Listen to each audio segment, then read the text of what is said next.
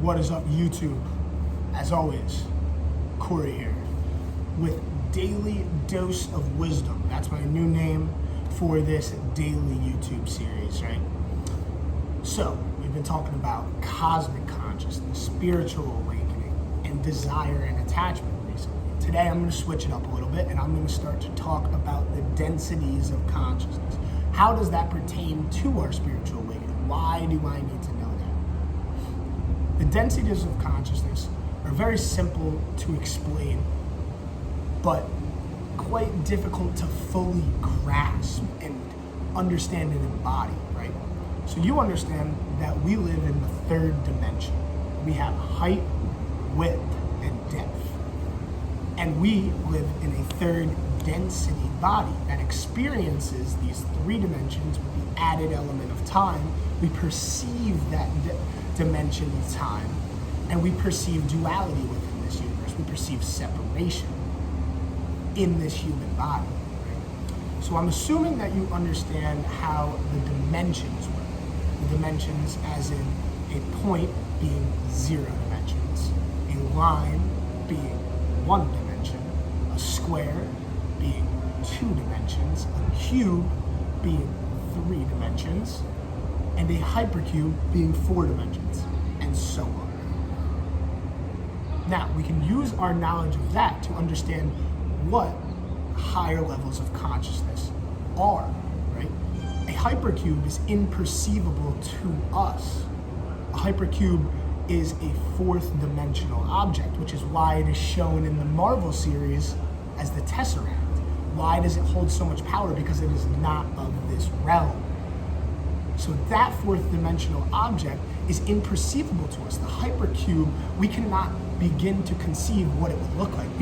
We can perceive the shadow of it. So if light was casted onto that 4th dimensional object,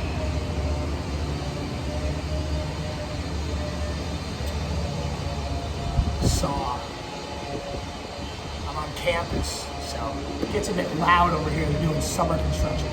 But, all right, so a light is casted onto this 4th dimensional hypercube, and we see a 3rd dimensional shadow, right?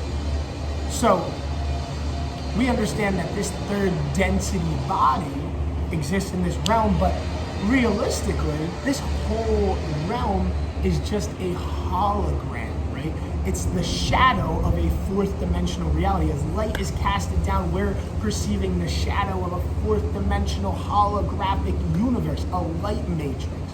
We're simply experiencing this as real. Now let's go into the densities of consciousness. The densities of consciousness go from 1, 2, 3, 4, 5, 6, 7, right? They're a scale, a prism, if you will. As is the musical scale, the color spectrum.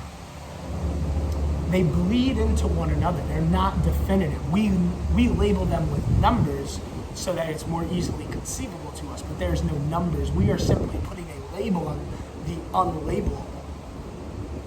Right? The first density is that of beingness, that of the primordial elements of fire, earth, water, air, and ether.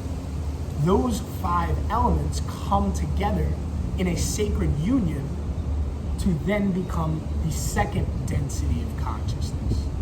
Those elements just be. They are not aware of themselves. They have no survival instinct. They don't need anything to survive, if you will. They simply interact with one another. Now, their interaction, eventually, those elements are conscious. They are the most elementary forms of consciousness. Their interaction eventually results in consciousness as we know it to form. Microbial life, right? Microbial life is the most elementary form of life as we know it. Right? That microbial life comes from hot vents in the sea where there's water, there's all of these elements mixing up together. Right? All of the elements in one spot. Why do you think that life forms? It's because they keep interacting with one another, learning from one another, until they become a form of consciousness, right? The microbial life. That microbial life is the second density of consciousness, which is survival. That microbial life can die now. That progresses through the plants and the trees and the funguses, the animals. These are unaware of themselves. They're simply surviving. A tree only knows growing. A fish only knows swimming, right? A lion only knows hunting. Well, lions have some sort of sense of community. It's a bad example, but you understand the idea. A fish doesn't know it's a fish. A tree doesn't know it's a tree. We, as humans, are aware of ourselves. And the awareness of self births the ego. The ego is a third density idea. It is not real. We create the ego with our sense of self-awareness. We are still living in our survivalist mind, perceiving a non-survivalist world. Right? We don't need to survive anymore. Our survival mechanisms are used as defense mechanisms, as anger towards other people, passion towards your job, right? All different emotions you feel are survival mechanisms. So there are animals that bleed into this third density of self-awareness, which are domesticated dogs, dolphins, elephants, right? They have some sort of community, self-awareness.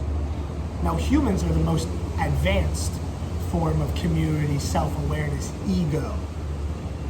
But as we continue to gain self-awareness, we realize this is all illusory, right?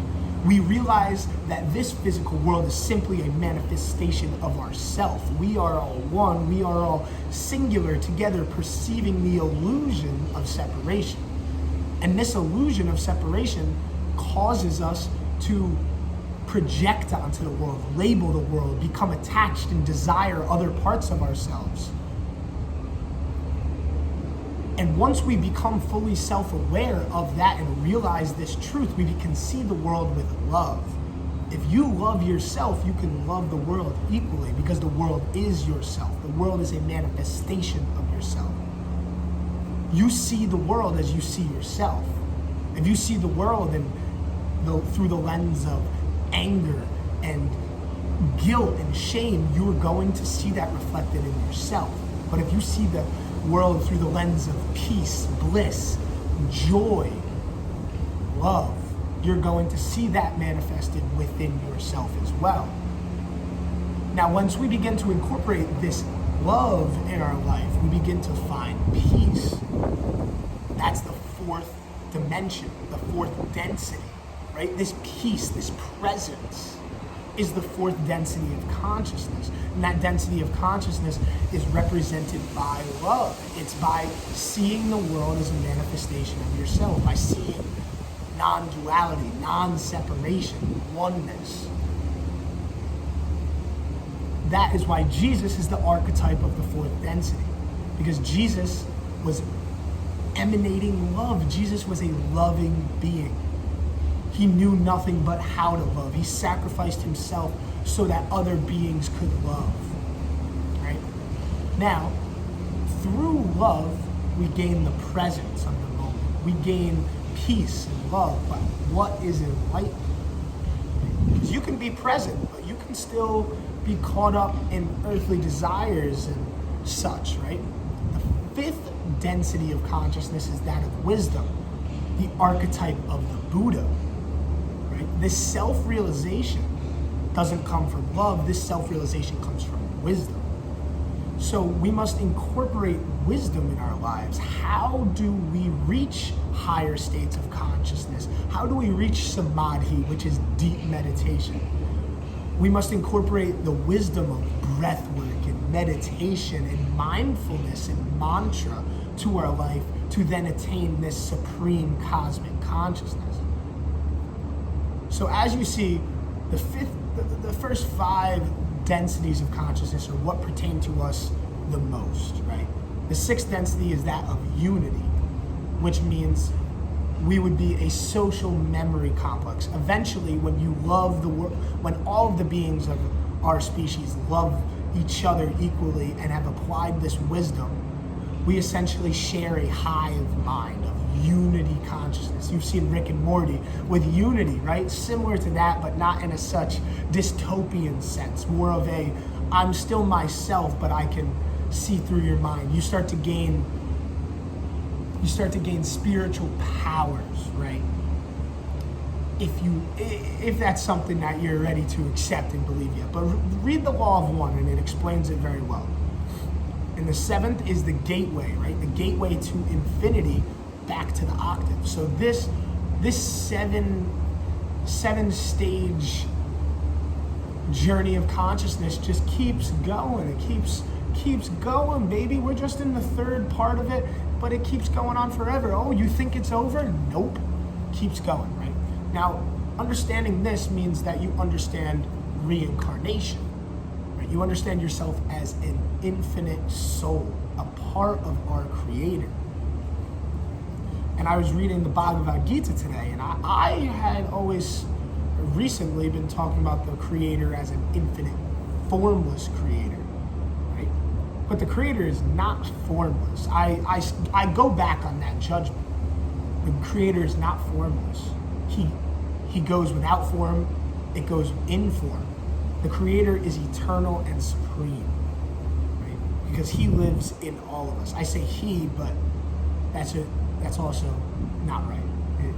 The Creator lives in all of us. It lives through the experience and awareness within us. So as we journey through this densities of consciousness, all we are doing is becoming more like the Creator. So understanding yourself is understanding God, the creation. So when you begin to see the world through the lens of love, you're seeing the world as the Creator created it. The Creator created this world out of love and bliss, right? The Creator is also the destroyer. So you must not become attached to these emotions and states of consciousness. Rather, observe them without attachment, non-attachment, desire, without desire. So it seems like a very simple premise, but it takes people lifetimes, not just a lifetime, to achieve, right? This birth and death cycle keeps going, right? What you understand is yourself. What I understand is Corey is a temporary, finite existence. I'm experiencing a third density consciousness that I know as Corey. But when Corey dies, Corey dies. The awareness that is experiencing Corey lives on and is put into the Bardo state, they like to call it, the fifth dimension. That's what the Buddhists call the stage of death, right? The Bardo state, the state in between birth and rebirth. So Corey goes to the Bardo state somewhere or nowhere, and then is reincarnated back into another body, forgetting who Corey was. The veil of forgetting. We forget who we are so that we may remember. That's the name of the game. Remembering. Because we know all of this knowledge. We've understood all this knowledge for lifetimes. Not just right now. We've understood this information for lifetimes before. That's why we remember this information. When you're reading these deeply sacred texts and spiritual ideas, it's like you remember it because you are. An essence of you, your soul, your spirit has already experienced all of this. You're simply living it out so that you can attain this, what they call enlightenment. Enlightenment is nothing more than yoga, a union with God. And we talked about it the last episode. Right? That's what this densities of consciousness ultimately lead to. Unity. Unity with our Creator, so that you may be the Creator one day. Right? That's what it's all about. That's what it's all about. Realize what you truly are. So, from beingness we come, as in the elements, to beingness we return. There is no separation between them. The labels we assign to things are simply labels that we've forced in separation. We're not separate beings. We're all one being, which is why the book that talks about this the most is called The Law of One. We are one. So that's my message for you today, is go check out Law of One. Do your research on the densities of consciousness. Aaron Abke has a great series about explaining the Law of One through the lens of Christianity, which is great because that's where I come from. So I leave you guys at an A, my friend.